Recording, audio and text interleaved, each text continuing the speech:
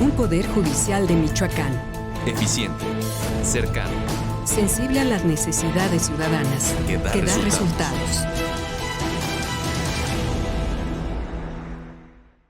Miguel Orozco Eguiza es licenciado en Derecho por la Universidad Michoacana de San Nicolás de Hidalgo. Durante su formación académica obtuvo el premio Ceneval al desempeño de excelencia en el examen general para el egreso de la licenciatura, reconocimiento que distingue a los egresados con resultados sobresalientes a nivel nacional. Asimismo, cursó la maestría en Derecho Administrativo. En el ámbito profesional, ha desarrollado una sólida trayectoria en el servicio público, desempeñándose como defensor jurídico coordinador, secretario de estudio y cuenta y secretario de acuerdos en el Tribunal en materia anticorrupción y administrativa del Estado. De igual forma, fungió como contralor municipal en el Ayuntamiento de Álvaro Obregón, Michoacán, consolidando experiencia en materia administrativa y de fiscalización. Actualmente se desempeña como juez tercero oral familiar de Morelia, cargo que ocupa desde septiembre de 2025. Su formación continua incluye diplomados y cursos en justicia familiar, derecho administrativo, derechos humanos, derecho electoral y auditoría gubernamental, además de su participación en congresos internacionales en materia fiscal. Entre sus actividades recientes destaca el taller de capacitación sobre la implementación del Código Nacional de Procedimientos Civiles y Familiares, impartido por la Escuela Estatal de Formación Judicial, lo que refleja su compromiso con la actualización permanente y el fortalecimiento de su labor jurisdiccional. Muchísimas gracias por acompañarnos en esta emisión del Arte de lo Bueno y lo Justo. Hoy por hablar de un tema muy importante, ¿cuál es el papel que tiene el Poder Judicial en los procesos de adopción en nuestro país? Pero antes que nada me gustaría saludar a nuestra intérprete de la lengua de señas mexicana y a la comunidad sorda que se une a través de ella y por supuesto darle la bienvenida a nuestro invitado, el juez Miguel Orozco Eguiza, quien nos va a compartir todos estos conocimientos y su experiencia en este tipo de procesos. Juez, bienvenido. Muchas gracias, Astrid, con el enorme gusto de saludarte, de poder conversar temas relevantes para los michoacanos y precisamente en la víspera del Día de la Niñez y en el mes que acaba de pasar, el 9 de abril, el Día Nacional de la Adopción. Gracias por la invitación y qué bueno que podamos compartir estos temas con tu auditorio. Un proceso pues legal, pero que muchas veces se queda a medias o porque en la familia se da algún caso y esto no está permitiendo garantizar los derechos de las niñas, los niños, los adolescentes de la manera que se debe ser. Pero bueno, antes de entrar a estos casos, platíquenos, juez, ¿qué es la adopción en términos legales? En palabras muy concretas, Astrid, yo la concibo como el derecho de las niñas, los niños, los adolescentes de carácter restitutivo para garantizarles que puedan vivir, desarrollarse en un ambiente de familia, ¿sí? Que se compone por varias etapas que ya las iremos comentando durante el programa, pero en esencia es un derecho de los niños a vivir en familia. ¿Quiénes pueden ser adoptados? Pueden ser adoptados los niños, las niñas, los adolescentes que hayan sido abandonados. Okay. ¿Sí? Abandonados significa que se conoce su origen, de dónde vienen, su familia biológica, o aquellos niños expósitos que no se conoce de dónde vienen, que simplemente fueron dejados al abandono y no se sabe su origen biológico. También aquellos niños, niñas y adolescentes que están en acogimiento en alguna institución, como el DIF estatal o algún centro de la niñez, digamos, de carácter privado. También ellos son susceptibles de adoptar. Y un cuarto elemento, las personas que por voluntad dicen no puedo hacerme cargo del cuidado de mi hijo, de mi hija, lo doy en adopción y acuden de manera voluntaria y se hace constar por escrito ante el DIF estatal que entregan al niño o a la niña. Okay. ¿Y quién puede adoptar? ¿Hay requisitos? ¿Cualquier persona puede solicitarlo? Sí, hay ciertos requisitos legales, la norma que regula este tema, la Ley de Adopción y Acogimiento Familiar del Estado.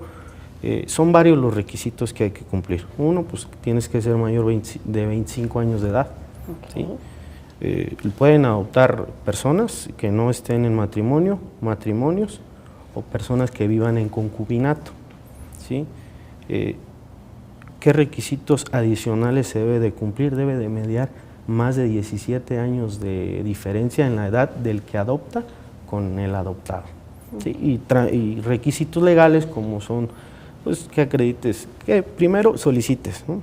Solicites tu voluntad y expreses las razones por las cuales estás haciendo tu petición de adoptar. Los requisitos son, pues, de identificación, credencial para votar, acta de nacimiento, entre otros documentos personales, pero también debes de acreditar tu capacidad económica material para darle cuidado a ese niño. Entonces se deben de realizar estudios socioeconómicos, estudios médicos, que cuentas con las capacidades físicas para el cuidado del niño, y estudios psicológicos, que eres apto, digamos, en todo sentido para cuidar, para brindarle protección a ese infante. Muy bien. Y en todo este proceso, ¿qué tiene que ver el Poder Judicial? ¿En qué parte del proceso intervienen ustedes? Muy bien, bueno, creo que sí tenemos aquí que dar una breve explicación del proceso. Tiene dos fases, una administrativa y una judicial, ¿sí? En la fase administrativa inicia con la solicitud que te comentaba previamente, cumpliendo los requisitos, dirigido al titular del DIF estatal. Hay un órgano que se llama Consejo Técnico de Adopción, es un órgano colegiado dependiente del DIF estatal, que es el que resuelve en sede administrativa si eres apto o no para adoptar. Entonces, cumpliendo esa serie de requisitos, haces tu solicitud, cumples con los requisitos y ese consejo emite un dictamen de idoneidad en el que te puede decir si eres apto o no eres apto para adoptar, ¿sí? Okay. De ser el caso que seas apto, te dan primero un régimen de visitas, okay, de convivencias progresivo con el infante, para que se vaya creando precisamente ese vínculo. Después de esa fase se da la fase de acogimiento preadoptivo, que tiene una vigencia de 30 días. Okay. ¿Sí? Durante este proceso es cuando interfiere el juez, es decir, que la persona solicitante de adopción, cuando ya lo tiene en acogimiento preadoptivo, tiene ese plazo de 30 días para solicitarle al juez, ¿sí?, que autorice esa adopción. Entonces, digamos, la fase jurisdiccional, la segunda fase es esa, donde interferimos los jueces familiares y resolvemos en definitiva si la persona menor de edad va a estar se da en adopción, ¿no?, a estas personas solicitantes, y pues ya ahí se hace una valoración muy exhaustiva de que cumplan con los requisitos, que el procedimiento haya sido conforme a la norma, okay, ¿sí?, y principalmente que se garantice el interés superior de esos niños, restituyéndoles el derecho a vivir en familia. Que se hayan primero garantizado los derechos de ese niño durante el proceso de adopción que se lleva en sede administrativa, puntualmente en el DIF. Revisamos que no haya habido violaciones a ese proceso, que se hayan garantizado sus derechos, que se hayan cumplido con los requisitos legales que comentábamos y que exista la autorización de las personas que la ley refiere. Puntualmente el procurador del Procurador de Protección de la Niña, Niños y Adolescentes debe dar su autorización, okay, su visto bueno para que se concrete la adopción. ¿Y qué efectos tiene la adopción? Muy bien, la adopción genera los mismos efectos que el vínculo consanguíneo. Okay. ¿Sí? En una decisión judicial donde se autoriza la adopción, se ordena primero al oficial del registro civil que levante un acta de adopción que es similar a la de nacimiento, y el acta de nacimiento, si es que existe, queda en secrecía. Okay. ¿Sí? Este principio es muy importante en todo el proceso, la secrecía, precisamente para garantizar esos derechos de nuestra niñez. Entonces, una vez que emitimos esta determinación, ¿sí?, decretamos que ahora el vínculo, ¿sí?, tiene los mismos efectos que si fuese consanguíneo. y adquieren los mismos derechos y las mismas obligaciones, tanto el adoptante como el adoptado. Es decir, tiene derecho a heredar, también tiene las prohibiciones de ley, como por ejemplo no se pueden casar entre el adoptante y el adoptado, ni sus familiares directos en línea recta o colateral, primos, tíos, etc. Estas prohibiciones de ley también aplican. Okay. En todo este proceso, ¿cómo se garantiza el interés superior de la niñez? Es una pregunta muy interesante y trascendental para mí. Yo, de acuerdo a la capacidad del infante en cuanto a su edad, yo siempre los escucho, si están en aptitud de, dependiendo de esa edad, que es recomendable de los 6 años en adelante, que puedas tomar opinión de ese niño, de esa niña o del adolescente, y cómo se siente en ese contexto familiar, ya sea que esté en cómo fue el proceso, dónde vivió anteriormente, ahora con quién vive, a quiénes identifica como sus padres. ¿Sí? Esto es importantísimo para mí, y obviamente también tenemos que cerciorarnos por los mecanismos que tenemos a la mano de que esto no se trate de un negocio, ¿sí? Que no sean cuestiones pactadas desde la gestación con X o Y persona para entregar ese niño o esa niña como si fuese una mercancía. Eso sí debemos de cuidarlo, y de darse el caso tenemos la obligación de dar vista al Ministerio Público para que inicie las investigaciones, y si existe algún delito, bueno, se pueda ser sancionado. Okay. Hay muchas dudas en torno a la adopción, y a veces se cree que son trabas también, ¿no? Precisamente por esto, porque hay muchos aspectos que cuidar. ¿Dónde es donde ustedes han encontrado mayores obstáculos o irregularidades en este tipo de casos? El procedimiento está diseñado precisamente para, mediante filtros, ir dejando a personas que no son aptas. Por eso para mí es muy importante la labor que hacen en el DIF, porque el proceso llega a nosotros de alguna manera pulido, y nosotros lo revisamos en general y tomamos una decisión, ¿sí? Porque te comentaba que quien emite el dictamen es el Consejo Técnico.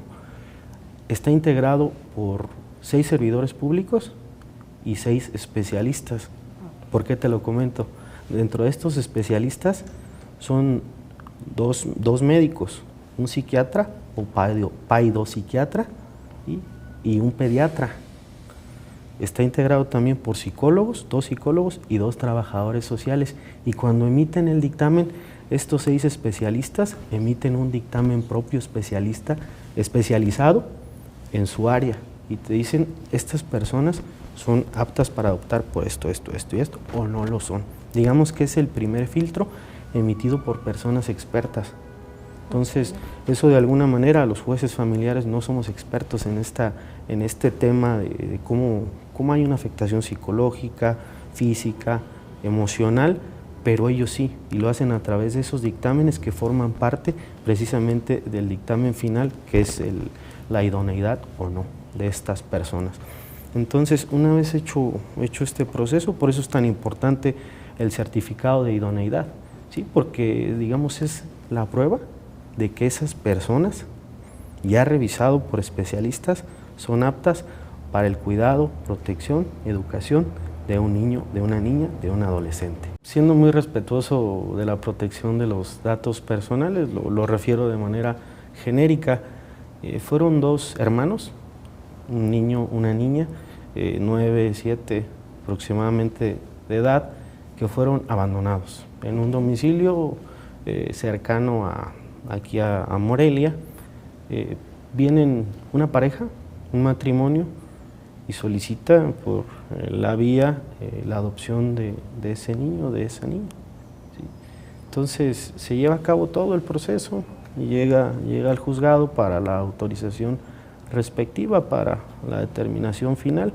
Entonces analizamos todo el contexto, desde dónde fueron abandonados, quién ejerció la tutoría, el cuidado, el resguardo de ellos, y posteriormente cómo se dio el proceso de adopción de estos solicitantes. Entonces, de acuerdo a los dictámenes, estas personas eran idóneas para adoptar, se emitió el dictamen respectivo, pero aquí hay una cuestión que para mí es relevante.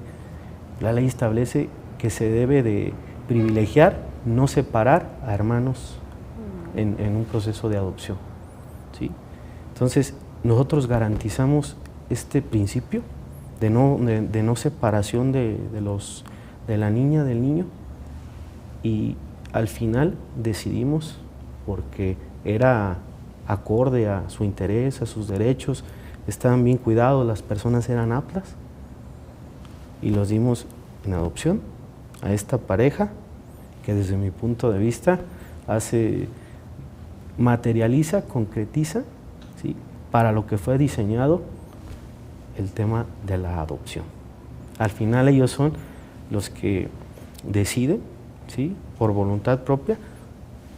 No sabemos las razones por las cuales fueron, pero sí expresaron su voluntad de acoger, de adoptar a este niño, a esta niña, y pues darles un hogar, una familia, de la que fueron privados, malamente no, por cuestiones ajenas a su voluntad. Claro. Se da también el caso entre familiares, ¿no?, que puede ser una persona conocida, vaya, no necesariamente un familiar, pero nos decía usted, tiene que evitarse esta cuestión de que sea un negocio. Claro, ¿no?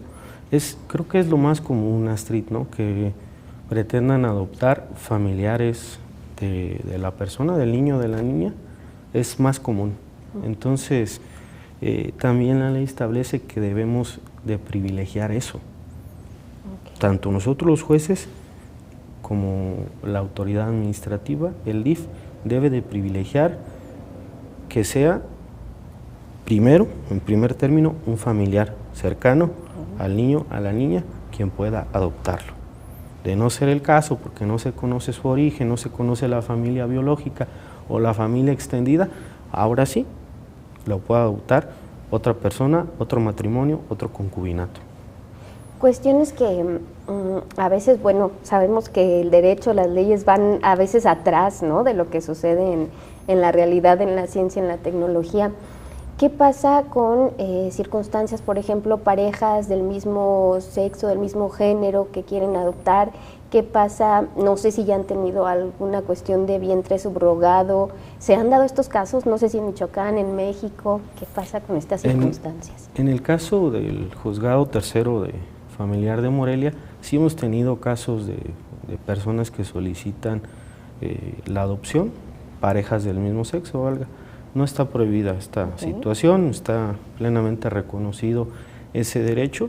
Y el tema de la maternidad subrogada, tengo que decirte que hay un vacío legal, no se ha legislado en el estado de Michoacán. Hay estados, entidades federativas que sí tienen ya regulado este tema, Tabasco, Veracruz, entre otros estados, pero Michoacán aún hace falta legislar en ese sentido, que es la maternidad subrogada. Sí, lo que está en las mesas del Congreso del Estado es una propuesta que me parece interesante y sujeta a análisis de un diputado local, el diputado Magaña de la Mora.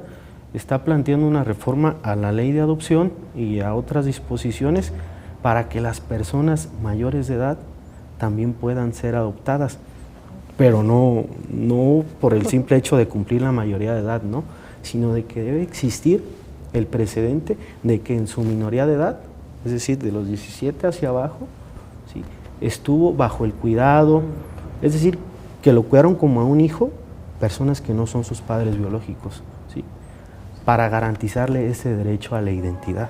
Entonces es una propuesta que me parece interesante, repito, sujeta a análisis, sí, habría que profundizar en el tema, pero que está sobre la mesa precisamente como comentas, ¿no? Hay cuestiones que nos alcanzan en el día a día, en la cotidianeidad, pero que aún no están previstas en la norma y esta es una de ellas.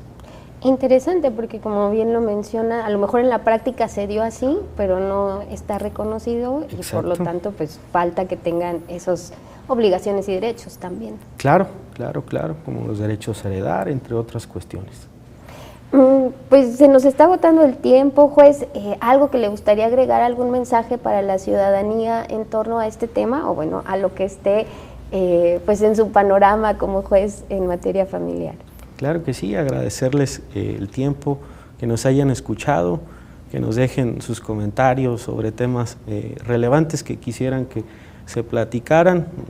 Nos pueden seguir en las redes del Poder Judicial de Michoacán, en todas ellas, invitarles a que se acerquen a las mismas, que conozcan lo que se está haciendo, que conozcan este nuevo Poder Judicial cercano a la gente, que escucha, que atiende.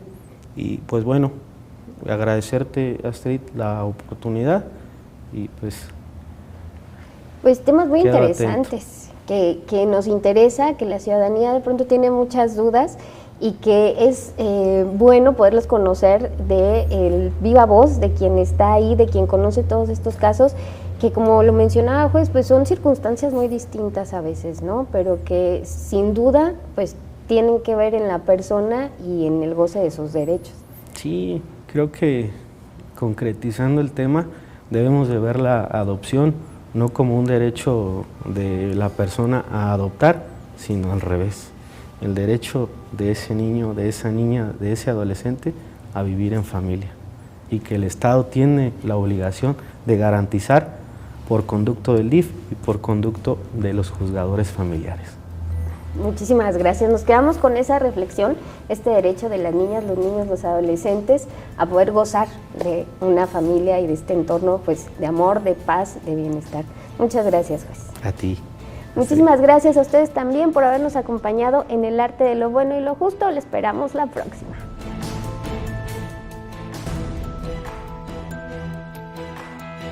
Un poder judicial de Michoacán, Eficiente. Cercano. sensible a las necesidades ciudadanas, Que da que da resultados. resultados.